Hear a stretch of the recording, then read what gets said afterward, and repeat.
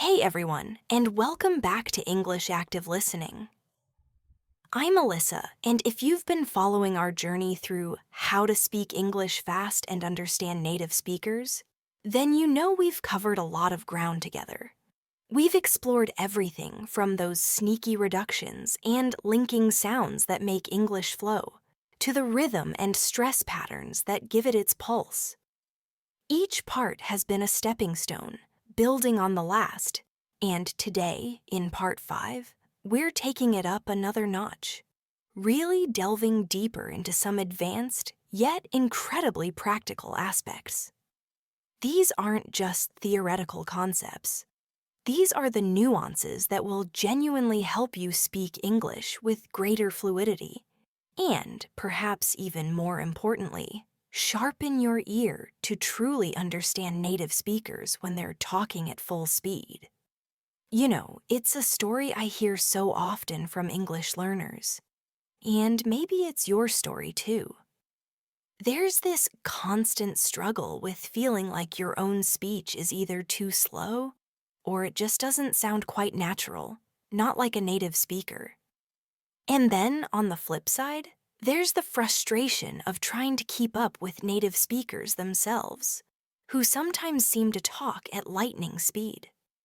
You might catch individual words, but the whole sentence just seems to blur and fly by, leaving you feeling lost. Or perhaps you find yourself constantly translating in your head, which inevitably slows you down. The real truth is, native speakers don't just speak fast by simply saying words quicker. There's so much more to it.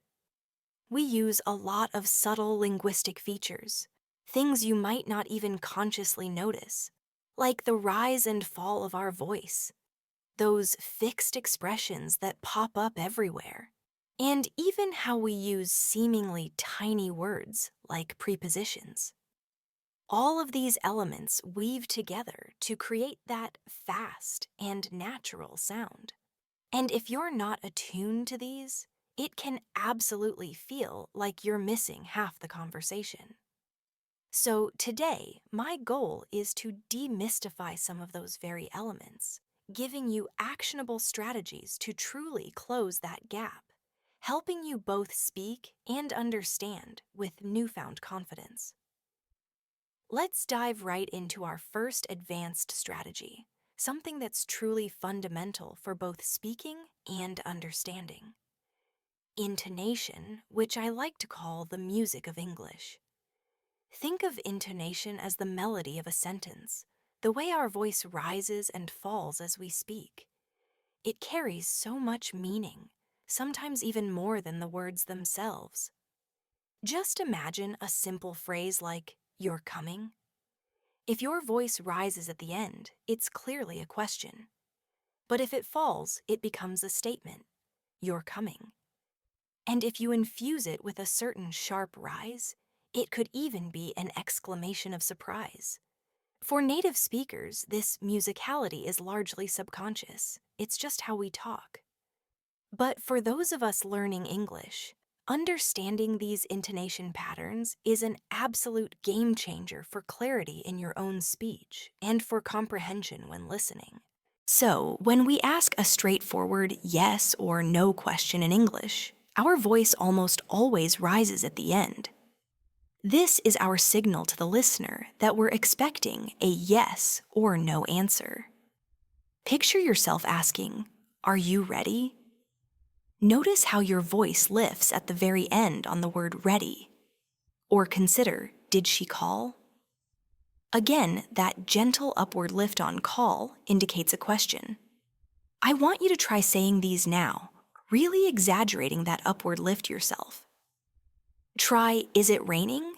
And then, "Do you understand?" Feel that natural rise. Now, on the flip side, for statements, for commands, and for those WH questions, you know, who, what, where, when, why, and how, our voice typically falls at the end.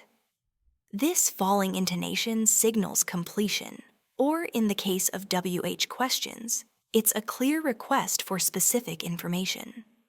For a statement, think of saying, "I'm going to the store." Your voice drops on store, signaling the end of the thought.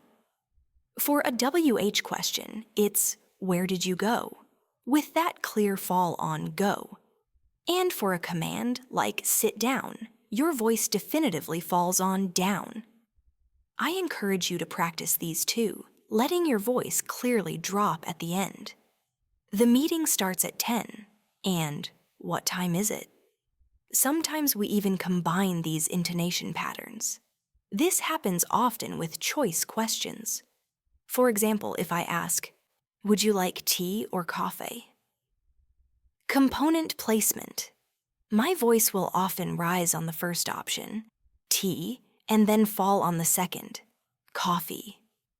It's a natural way to present two alternatives.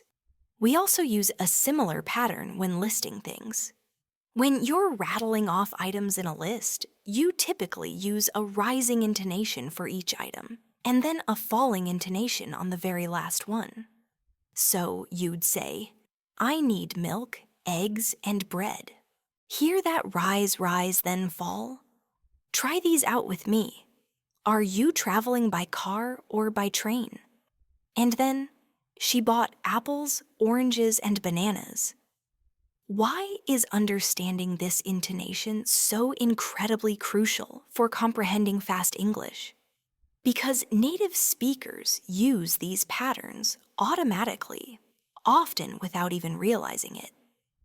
If your ear isn't trained to listen for these subtle shifts, you might easily misunderstand a statement for a question, or completely miss the emphasis on a particular word that changes the meaning of an entire sentence.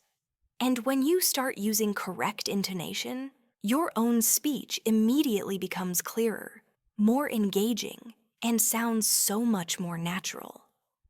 This helps you speak faster, not just in terms of sheer speed, but in terms of natural, fluid delivery.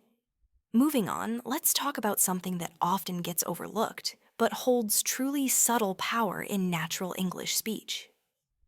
Prepositions. These are those tiny words like in, on, at, by, for, to, with. They might seem small and insignificant, but they are incredibly powerful in English, and native speakers use them in very specific, often idiomatic ways that can really trip up learners. Understanding their nuances and recognizing common patterns will dramatically improve both your ability to comprehend and your capacity to speak naturally. First, let's consider prepositions in phrasal verbs.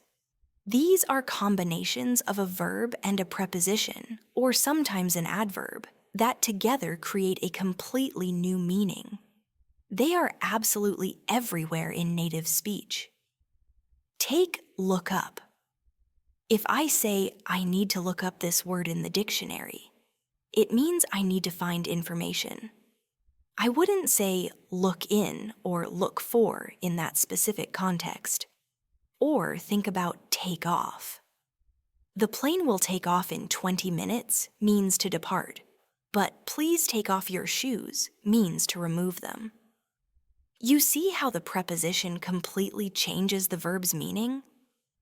For listening practice, when you hear a verb, start to anticipate that it might be part of a phrasal verb. Don't just hear look and stop there. Keep listening for the preposition that follows.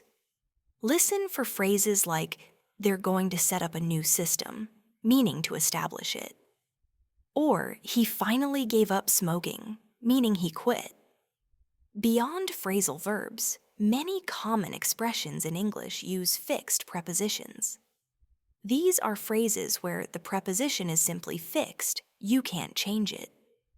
Think about the difference between on time and in time. If you say, "I arrived on time for the meeting," it means you were punctual.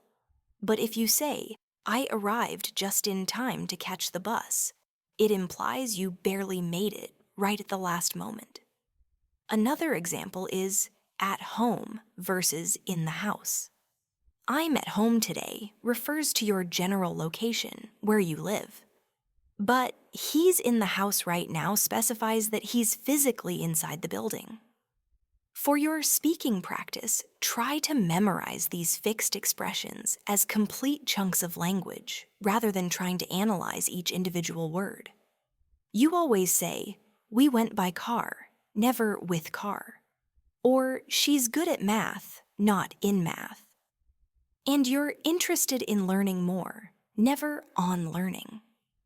Even for basic time and place, native speakers use prepositions with a certain fluidity that goes beyond the simplest rules. For time, we say, "We'll meet at noon" for a specific time. But "I'll see you in a few minutes" to mean within a short period. And "the project is due by Friday" means no later than Friday. For place, "the book is on the table" for a surface. "She lives in London" for an enclosed space or large area. And "he's standing at the door" for a specific point. To truly master prepositions, my best advice is not to just memorize endless rules. Instead, you need to actively listen. Pay very close attention to which prepositions native speakers use in different contexts. Read widely. Notice prepositional usage in authentic English texts like books, articles, or even social media posts. And critically, practice them in context. Create your own sentences using those new phrasal verbs or fixed expressions you learn. Doing this consistently will make your English sound so much more fluid and natural, enabling you to speak faster by reducing those hesitant pauses and helping you understand those subtle nuances incredibly quickly. Our third crucial point, which is absolutely vital for understanding native speakers at speed and for making your own speech sound more authentic, is all about common fixed expressions and idioms. Native speakers use these constantly, often without even thinking about them. The challenge is, if you try to translate them word for word, you'll simply get lost. The key here is to learn them as complete, meaningful units. Idioms, especially, are phrases where the overall meaning isn't obvious from the individual words. They're like secret codes within the language. Take the idiom "bite the bullet."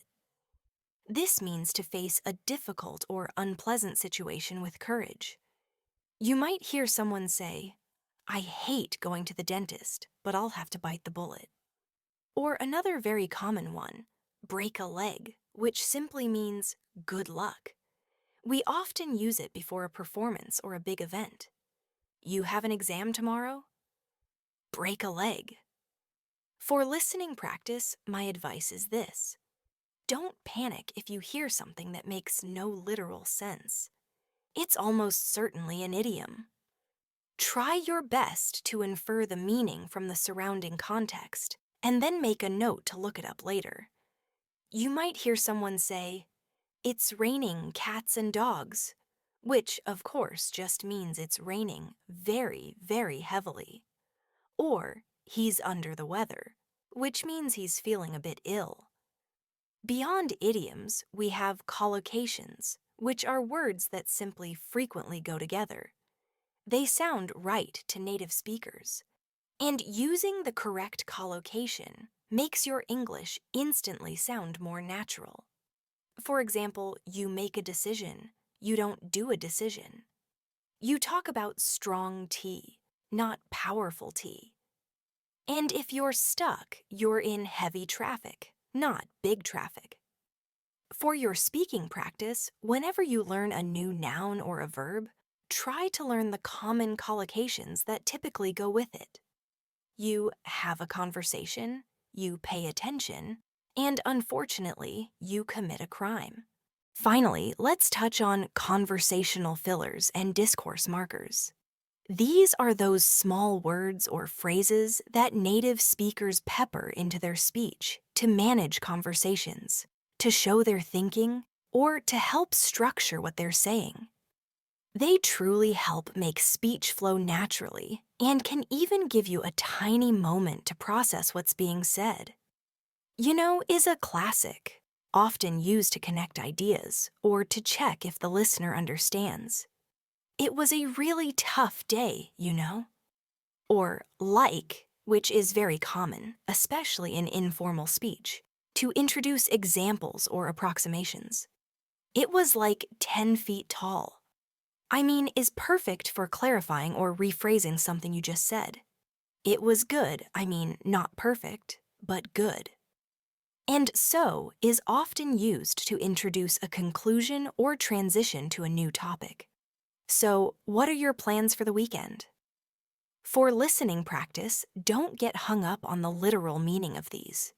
Instead, understand their function. They buy time, they signal a new thought is coming, or they add emphasis.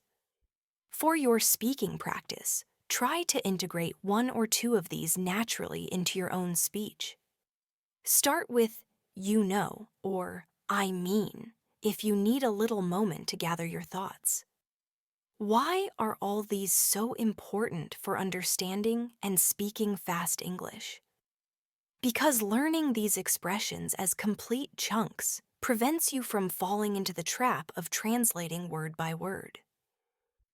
That word by word translation dramatically slows down both your comprehension and your speaking speed. When you hear bite the bullet, your brain should immediately access the meaning, not waste time on the individual words. And when you use them yourself, your speech instantly sounds more native, more fluent, and therefore faster in its overall delivery. Now, let's bring it all together with some advanced listening habits for rapid comprehension. You've just gained knowledge about intonation, prepositions, and those fixed expressions. How do you actively use this knowledge when listening to fast English in real time? First and foremost, you must focus on the gist, not every single word. When native speakers talk quickly, you simply won't catch every single word, and honestly, that's perfectly okay. Even native speakers don't always catch every word. Your primary goal should be to understand the main idea, the overall message. To practice this, try listening to a podcast or a native speaker conversation. After just a minute or two, pause it and try to summarize what was said in 1 or 2 sentences. Don't worry about missing tiny details initially. The goal is to grasp the big picture and, critically, avoid that word-by-word translation. This is truly the biggest barrier to comprehension. Instead, train your brain to recognize patterns and those chunks of meaning we've discussed. Then, revisit what we learned about listening for stress and intonation. When someone is speaking quickly, train your ear to specifically listen for which words are stressed and where their intonation rises or falls. Those stressed words carry the most important information, and the intonation tells you about the speaker's intent. Are they asking a question, making a statement, showing surprise, or conveying sarcasm? Think about this example. I didn't say he stole the money. If you emphasize stole, it means he did something else with it, not stole it. But if you say, I didn't say he stole the money, with emphasis on he, it implies someone else was the thief. For practice, find short audio clips. Listen a few times, specifically focusing only on the stressed words and the melody of the sentences. Can you pick out the most important information just from those? Another powerful habit is to predict and anticipate. Based on the context and what's already been said, your brain can often make an educated guess about what might come next. This isn't just random guessing. It's using all those contextual clues available to you. For instance, if someone says, I went to the store to buy swing, you can almost certainly anticipate they're going to list a few items. To practice this, as you listen, try to silently anticipate what the next word or phrase might be. You'll be surprised how often you're right. And even when you're not, this process keeps your brain actively engaged and ready to process incoming information. Always use contextual clues. If you don't understand a specific word or phrase, look at the surrounding words, consider the situation, observe the speaker's body language, or even recall the overall topic of the conversation.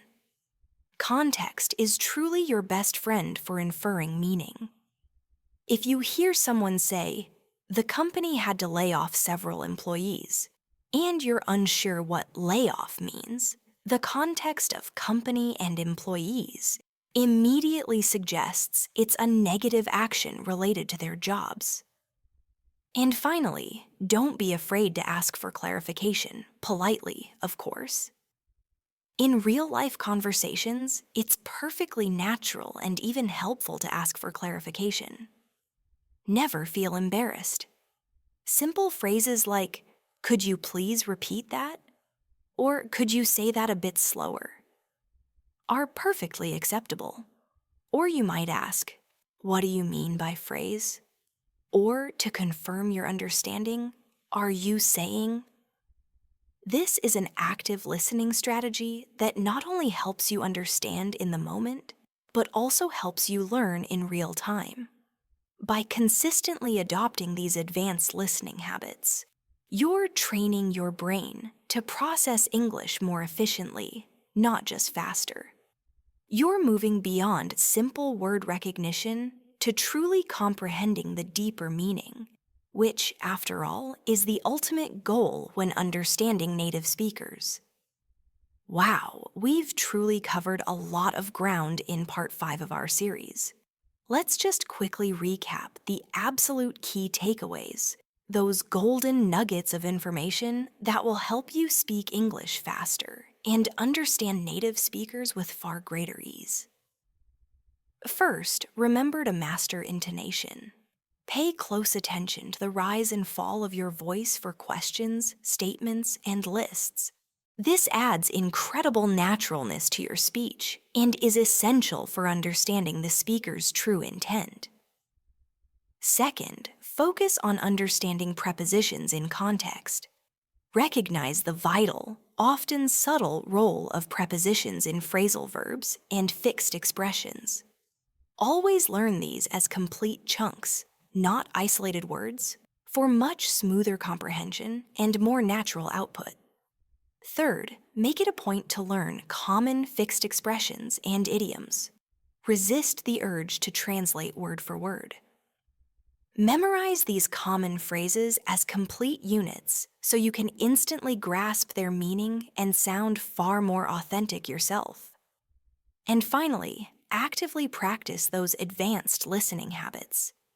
Consciously focus on the gist, diligently listen for stress, try to predict what's coming, effectively use context to infer meaning, and never be afraid to politely ask for clarification. These active strategies are what truly train your brain for rapid comprehension in real-world conversations. Each of these elements, when practiced consistently and mindfully, will genuinely help you bridge that gap, moving you from understanding individual words to effortlessly comprehending the full, fast flow of natural English. So there you have it, part 5 of our comprehensive series on speaking and understanding fast English. I sincerely hope these advanced strategies give you powerful new tools and a surge of confidence. Remember, consistent, thoughtful practice is absolutely key to making these habits stick. Try to incorporate these tips into your daily listening and speaking exercises, whether you're watching a show, listening to a podcast, or having a conversation with someone. If you found this video helpful, please do give it a thumbs up. It really helps us out. And please share it with anyone else who's on their journey of learning English. And if you haven't already, make sure to subscribe to English Active Listening for more lessons just like this one. Don't forget to hit that notification bell too, so you won't miss Part 6, where we'll explore even more exciting aspects of natural English. Thanks so much for watching. Keep practicing diligently, and I'll see you in the next video.